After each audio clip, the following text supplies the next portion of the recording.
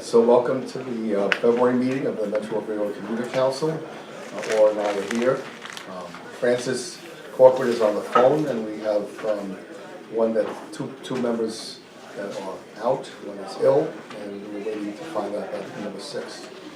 So, can I get approval of the agenda for today? I move to approve the agenda. And I second. Francis, any discussion? I will second that. Okay, all right, then we need the minutes approved. They were sent out. Are there any questions about the minutes? I don't. I move it. A second. Second. All in favor? Aye. Aye. Chair's report. I have that here. Yes. Oh, so we closed the windows. We don't can't usually see how send much them. snow there is out there, but okay. We can fix that. All right, that's okay. All right, so this was, I think, sent out, but It was not, just it here. was not. Oh, okay. No, I didn't get it. All right, so you'll hear it now. Okay, so Lisa, Yes. we went to opening on the 30th of January at the joint budget hearing and testified on transportation components in the fiscal year 20 executive budget. The testimony is available on our website, and the governor then provided additional details to his fiscal year executive budget with a release of 30-day budget amendments. He's looking to create another panel of mass transit experts. Apparently the reinvention commission stuff went by the wayside. Well, it follows on the Fix New York panel, the sustainability panel, the last. More recent one. Yes, all of the other panels, this is an additional panel. All right, anyway, it also with how it affects yours truly and the other board members, we changed the language regarding board member terms to essentially term limit us to the same term limits as the I don't original. know that. Francis, were you saying something? Francis, did you say something? Hello? You still there? Hey gang, like we've lost you. Oh. The amendments, which also changed language regarding board member terms to essentially limit term limits to the same terms as the original appointing official. So it gets complicated for myself and others because that person is long out of office. Well, it's also complicated because you're nominated. Did we lose something? Did we lose him?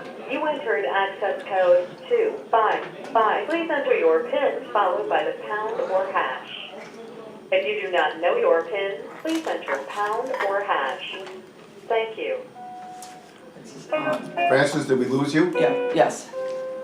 Can we take folks back? You entered access code I 2551. don't know that it's us. 3. Hello? I am back. Okay, good. All right, so Lisa was saying she doesn't know if it specifically affects us. Well, so the proposal as it's written says that, for example, if a member was appointed by a county executive who's no longer there, they would be term limited when the county executive is. That's the board members. That's not the Community council reps. commuter council members. So what we need to probably get a ruling on if this goes through is your recommendation to the board is from the council, not from an elected. Well, we are originally on the council because we're elected. But but this wouldn't That's affect the related. council, Right. this would affect the board. Right. So it's not, as far as we know, because there's no other language in it, Mm-hmm. in the Yeah, amendment. we're kind of there's more of 3 union people and we're kind of like forgotten whenever they talk about them, or they talk about 17 members and they forget about the other 6. Oh, they talk about 23, but they do say that there are, not all of them are voting. Mm-hmm. So the issue that we need to keep a close eye on, and I need to look through the MOU and the other authorizing documents, is to see where that positions our members who are recommended by the council.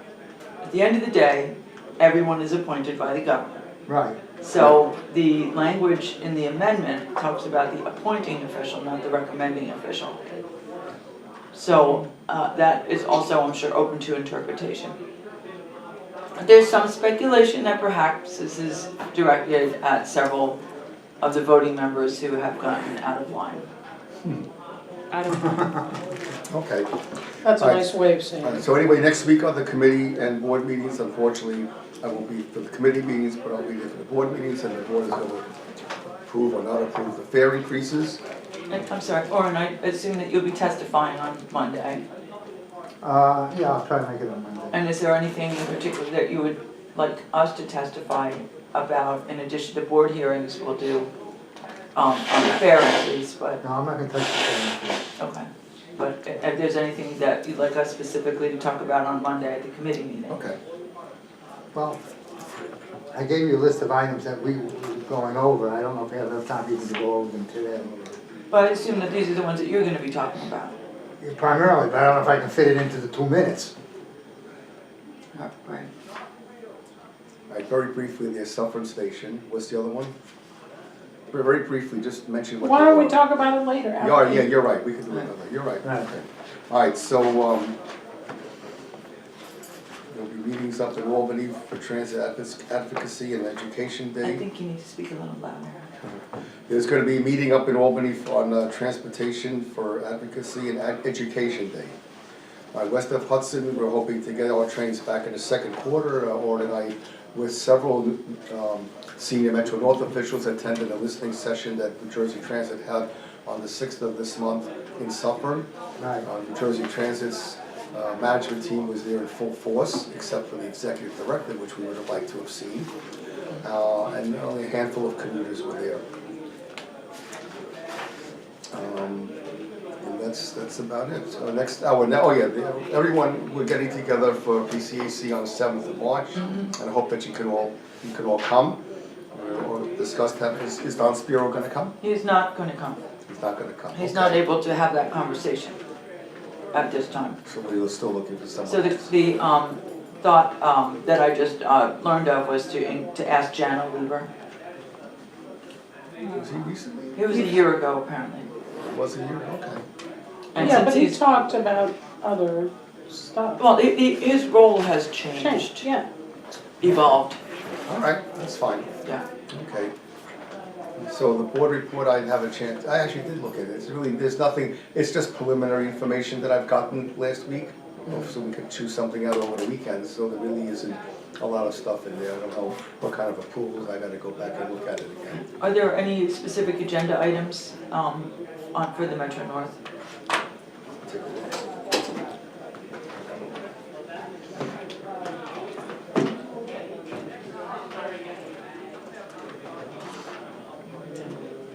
So while you're looking, I did want to touch on both the New York State Assembly majority hearing that we spoke at yesterday, and there's one that's scheduled. I thought There that are was two. the Senate.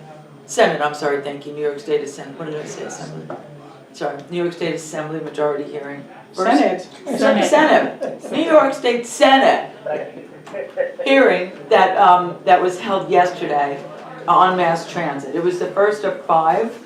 The next ones are tentatively scheduled for Long Island on March 1st. The Hudson Valley / Westchester on March 8th. And then in Syracuse and Buffalo, which, surprisingly enough, the chair of the Senate Transportation is from Buffalo, and the chair of the Assembly Transportation Committee is from Syracuse. So that might lead to where they're, being laid out. So we have developed testimony that we are happy to provide, unless somebody from the council would like to give it at the upcoming Westchester hearing. It's the 8th. It's tentatively scheduled for the 8th. Do you have the time and location yet? No. Okay. This one started at 10. The MTA is up first. Yesterday, the City of New York went second, which was a very interesting conversation. And then I was on the panel that went third. There were 4 of us in the third panel. I stayed for the 4th panel. as well. And the Who questions, was there from the city?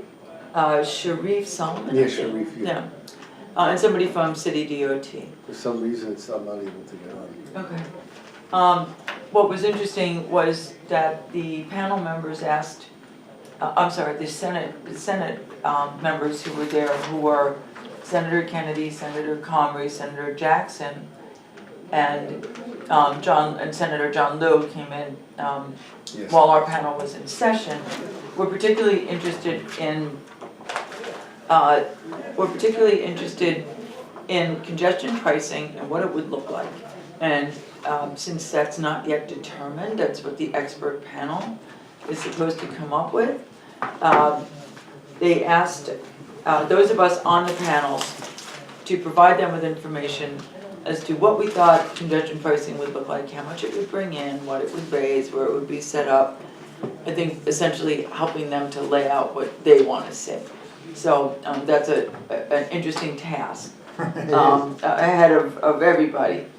On this coming Tuesday, there is a Transit Advocacy Day that's been pulled together by NIPTA, of which we're a member, the New York Public Transit Association. And part of that includes a panel discussion with some of the aforementioned senators, but also the opportunity to meet with legislators on our own. And since the majority of the other folks who are signed up are either from upstate, and I don't mean Westchester upstate, I mean real upstate, because I know Westchester's not upstate. Or from Francis and I know that, right? They're either, most of them are, the majority are from the city. And so we're in a unique situation because of the geography of our council and the interest that, that we have from a different perspective, including the board members and things like that.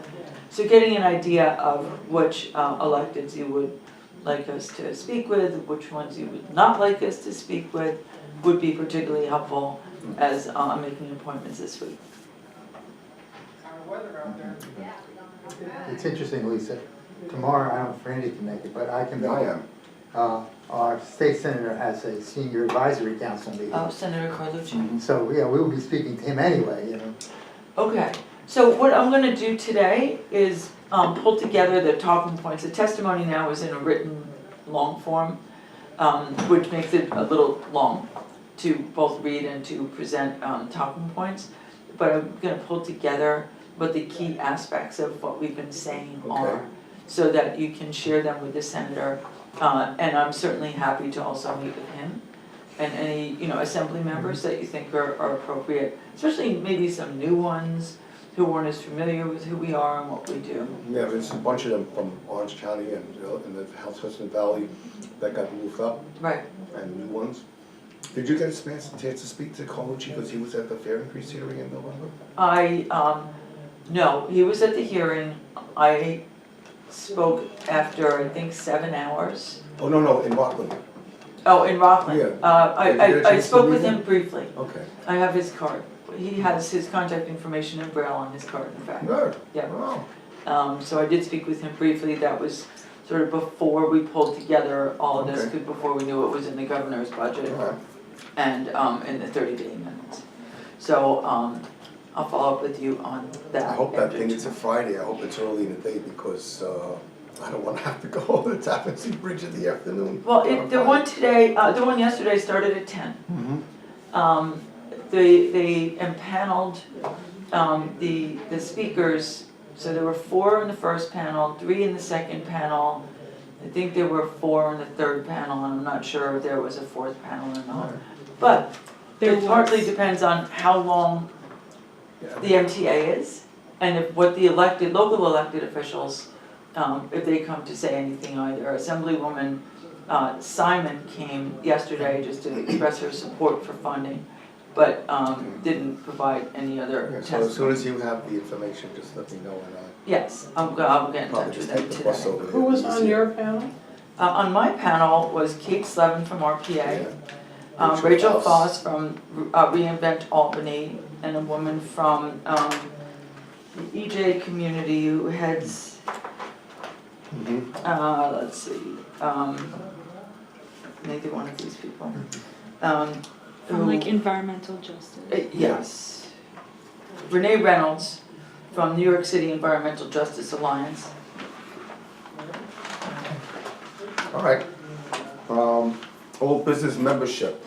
We have any new news about our prospective members? Yes, so,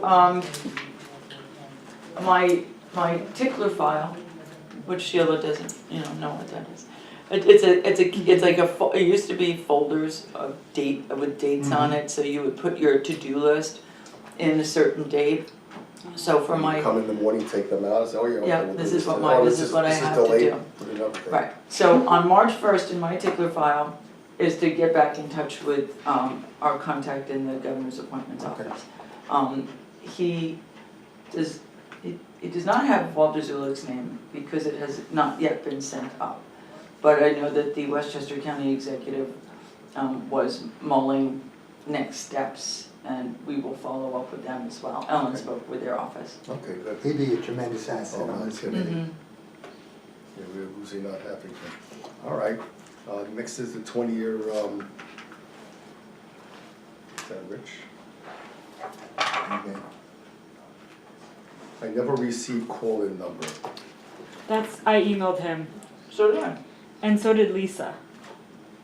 All right. Well, I emailed him over an hour So ago. give me the number and I'll just tell him what it was. Sure, it is 605 468 8751. Oops. I'm looking at his email right here. So you have that 605 468, 8751. yes, and the code is 255 123. Code 255. 1, 2, 3. 123. Okay. I'm not even gonna tell him that mistake he was given to already. Should I have my napkins? Okay, yeah, so we'll follow up on that. So, all right, so the fair vote is gonna be on, next Wednesday. I'm sorry? The fair vote is gonna be next Wednesday. We expect. Yeah, we expect. and what I put here was based on the meeting that Randy and I were over at February 6th over at Suffern, New York. And basically, the big issue is for us is to get the Suffern station handicapped accessible redone. And in fact, I even met commuters on Monday who told me that they're frightened to use that station late at night because it's deserted, there's a lot of problems. The waiting room is closed, Hey, Rich. and it's really. Hold on, Rich, you there? Yeah, how come they didn't send the call-in number before 12? We did send it twice, actually. Check your email. You have the right email address for him, but don't discuss it now, but Yeah, it was the one he All right, emailed. I'll check it later, but I don't remember getting it. Okay, go ahead. okay, so anyway, welcome, we're just up, we're talking about various issues here, including, we're up to the new business. The fair vote is supposed to be next Wednesday, and we're talking about now that, Orrin is bringing up some issues about west of Hudson. Right, and basically what it is we're not gonna get anything done with Suffern Station unless the MTA owns that station. It's really gotta be, so we have to work on getting the property transferred over to, from New Jersey Transit to New York, so New York can fix it up, because they're not gonna do anything. Right. Is And, New Jersey Transit interested in transferring it? They might be. we have to start working on that. But has anybody from Metro North or the MTA expressed interest in doing that? They don't even know about it. That's an issue. It's interesting because a couple years ago, when Ronnie Hakem was executive director, and I brought the issue up, she opened up and said, Orrin, we don't have any money to do anything for this. So, and when I mentioned it on the 6th of February, Susan Metzger, who was at the meeting, kind of said, we should do something and we should fix up like White Plains. Well, the only way the MTA can really do something is they own it, they control it, it's their real estate. And So you know, this why has don't to you, be you solved. need to make that the primary thing you talk about next Monday, and let them get thinking about it, mention that they need to get their legal team involved in trying to figure out how we can make it happen. Right, I and, mean, they're not gonna be happy, because they don't want to have to spend the money on Right. it. They don't wanna worry about having to maintain the station, but you know what, it's a New York station. and our county executive has made this a priority item. 2 years ago, he wrote a letter to the chairman of the MTA, and he said, look, you gotta do something about this station. 2 years ago doesn't count, that chairman's gone. I know, but still, I brought this up later on and took that same letter and presented it at a Metro North Committee meeting. And said, look, it's that, but this has to still be done. So why don't we propose as an action item that we prepare a letter from the council, Right, that's great. okay? All right. And send it, because they have to start looking into how this station can be transferred over to New York. Yeah. New Jersey Transit, it's New York Station, they don't have to do anything. We have no access to paratransit vehicles to Right. Ramsey Route 17, because it's across the border, and it's just the wrong thing. So this is a really a. So we're gonna need more details than your Right. paragraph here. Right. Now, the other thing is obviously, there was an article, I presented you the information about it, which was Woodbury Common. Yes. And, you know, the governor had made mention that he would like this station built. James Skoufis, Senator Skoufis, had said also he's now interested, that they're doing a big improvement up at Woodbury Common to expand the plane. They even want to put in a heliport, as you read. Right. It was in the article. So something It doesn't fly well, with, Right, and also spend $151 million to fix up the roads. It's in a non-attainment area, and something has to be done. And maybe a public-private partnership. You know, Simon Properties has deep pockets, you know. Right. And if we can get something rolling on that, that would be very important, you know. And, you know, that is really something. The other thing is we really have to start looking at is what's gonna happen when the Mid-Hudson Yard is completed. Because Metro North is supposed to be planning an improvement in service. And they have to start looking at the fleet of Yeah, but locomotives. this is gonna be this, they were supposed to have an open house, but it got delayed. Right, I don't know, it's, last I heard February 26th, but I haven't gotten any additional information. I'm but. gonna ask Brian Stern. I'll ask Brian Stern next. Oh, we saw him, it was a while ago. But anyway, Lisa, real quick, Yes. as Randy even knows about it, some of the locomotives that are over there are, you know, a catch-as-catch-can fleet. Some have been being overhauled, the F-40s are, but a lot of them are old. They're all secondhand, third. They're all second-hand equipment, and so the new locomotives. Now, the other thing is that Metro North only has 65 cars, 5 cars in the fleet west of Hudson. If they're gonna try to expand service, they gotta start looking at some additional equipment. And what New Jersey Transit is doing is going a big way with the Bombardier multi-level cars. Now, Bombardier is not on the good list with the MTA as a result of all the problems with the But they have to buy the R170. same, but they have to buy the same equipment. But we have to buy the same equipment, so this is an issue that has to be looked into and see what can be done. And my feeling is very simple. If they can get some sort of reasonable terms with Bombardier and a reasonable delivery schedule, they ought to look at it maybe for the Long Island Railroad too, who could use some more equipment. You know, we have to do some long-term planning. And the final item is schedules. Now, there's this new Hudson Link schedule, but no information is put out anywhere, you know, not here, not in the, excuse me, the room downstairs. The reason it's not put there is because they don't produce the schedule. If they produced it, it would be there, but it's not, so you need to go to the cold key, to the information. Okay, well, maybe if Metro North put a request in and see what results. We can start pushing it too from Rockland County to make sure that these But schedules are put out. it's their schedule, it's a private company that's doing it, and they're responsible to get these schedules. I have it on my, I have the app. I think most people probably do it electronically. You know the TransLink schedule? Transdev, It's in, not Transdev. Well, That's, Trans what? It's Transdev, it's a company, TRA, they're around the They world. They do, yeah. It's around, I've seen them around the world. Right. It's contractor, they're running the Hudson Link, and they also got the contract to run the transport of Rockland. And also they run nice, as I understand. Yeah, they run nice, that's correct, they run Yes. nice. So, What was the second one between TransLink and, You know, Hudson Hudson Link. Link, Transport of Rockland, or TOR. oh, okay. And then also, NICE, which was formerly You're Municipal. right, the Long Island buses. you know, I can still push this, but I think that also, if our council also pushed it and got Metro North saying, look, we really should have some of these schedules. And the more people that talk this up, I think it's better. It's nice to have it on your smartphone, and they also have displays at certain bus stops, but it's still good to have every so often just have a paper copy just in case. And I do have a set of them, and I was prepared. So you took everybody's copies, what? No, they made them for me, because this, Okay, you can have them. I think that we do have I some gave in you an our original office, set, yes. yeah, they've changed 3 of them. Okay. But anyway, at least you have, you know, which ones Okay. they are. And I put it in my little note to you.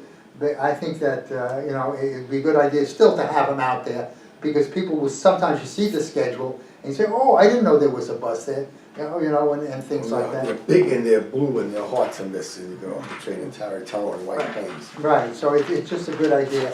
I would If like they to. don't go in White Plains to the transit center, they stop on the block closer to the, right around the corner from the station. But it would just be nice if you In could go. Tarrytown, No, Right. in White Plains. and White Plains. Right, Oh, yeah, I know, I took it there, right. right. But if you go into the station master's office, it'd be nice if you could just pick up one if you But really they need don't it. put them there for that one reason. I had this discussion with Metro North. Because they don't produce them, they don't put them in there. Well, Okay, so the 20-year needs is, Okay, so so this is good, all of this is great, and I'm sending an email to Brian Sturman, and we'll also ask if we Okay. can talk to him, meet with him about the, Midpoint Yard. okay. Because so you're into some, eventually, I'd like to see something also over at Nanuet. I didn't put it in there, but eventually there should be a path between the Nanuet train station and the shops of Nanuet. You can't walk there directly. But that's minor, maybe we can eventually work it out. Well, as the part- path, I don't think that's the Metro North's responsibility. Well, it's along their property. Okay. New Jersey Transit owns it. Okay, this is great stuff for west of Hudson. Right. What about, East east of of Hudson? We need to be Okay, balanced so in yes, our, we absolutely do. Francis, how things, you go through White Plains, you see what it looks like lately?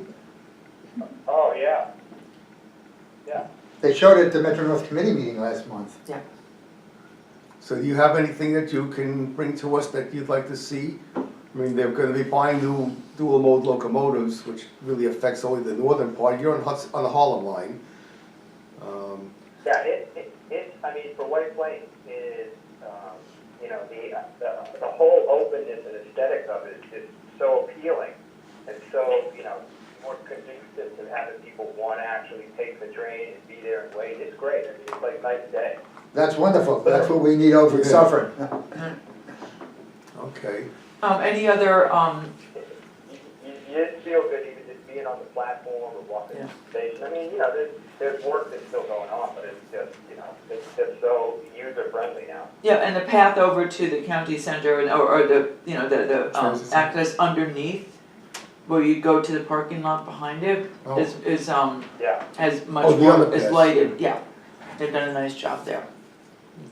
But so, are there any other, east of Hudson, on any of the Well, line projects or We got on requests? Tarrytown this morning and the elevator was working and the heaters were on in the shelter and the platform, and the signs were working properly and they Yeah, everything was showed working. the ETA being exactly the time that we were expecting it to be, 6:59. Are the locomotive requests the same for both sides? It could be. Well, no, no, it cannot, no, it can't, because they need to have dual mode locomotives on this side of the Hudson. But that brings up a very interesting question. Okay, Long Island Railroad has their dual mode locomotives, to call them clunkies is to pay them a compliment. And, you know, they're at a point now where they should be looking at new locomotives, They are. and maybe they They can should make a buy, combine. they should buy the same thing, The only difference is the third rail shoes. and that's a simple But that's modification. the we've If talked they have about the that same, actually. they have the same M7s, again with the shoe modification and some very minor differences in the car. the interiors of the Long Island cars, everybody, the seats all face inward, whereas on the Metro North ones, they face Face out. from the middle of the car. I don't know why they. Wait, they the Long Island Railroad don't face, Yes, all the seats from one end Yeah, face they this do. way, and then you have knee to knee in the middle of the oh, yes, thing. yes, yep. Whereas in Metro North, they face the ends of the cars. Instead And of you got facing the knee middle. to knee at the end, so You it's have the knee same to knee in difference. the end, yeah. Right, Yeah, but still, if the two railroads could do a They combination. should, and especially, this would be a really great thing to do, considering that FTA is criticized for doing things differently and not working together with their own component agencies. yeah, I think that, so, one of the things that Ronnie Haken brought up yesterday was that they've come together with a plan, I think she said $350 million plan and savings that looks at some, breaking down some of the silos between Yes. some of the, Different some of the departments, agencies. and less of the duplication. So I know that procurement is one of those issues. Well, also, just take a look at this whole thing, dual mode, multi-level cars. Yeah. Okay? New Jersey Transit, Montreal, and now Maryland, all buy basically the same multi-level There's car. some minor differences in them. Long Island Railroad has some, but they're getting new ones, they've already ordered them, so They haven't ordered anything yet. they are waiting for them. The Not- M9s, but no, we're M9, talking about multi-level cars. Multi-level Well, cars. they're Double they're deckers. dual, No, No, they're gonna be just like the so, M7. well, they do have a number, the problem is that the Yeah, no, multi-levels the- can't run on the everything. The C3s, they've had since 1997. okay. They're And now replacing the M3 cars, which are from the 1970s. I mean, they did do the ticket vending machines together as a joint procurement. Okay. And they did the M7s or whatever, and, Yeah, the you know, I M3s just and the remember M1s, all the of their seat car issue, the equipment, seat, yeah. the armrest issues, and so, you know, they have done But some things. all of the equipment they've purchased, except for the locomotives, have been the same.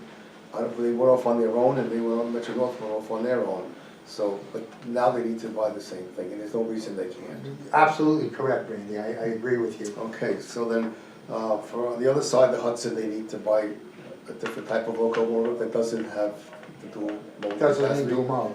And we recommended that they buy these Siemens Chargers. A couple of times I've mentioned it, Warren has mentioned at the meetings. I mean, they're a very successful locomotive, they're used around the country. Amtrak is buying some more. Right. For the railroads in the Midwest. Yeah.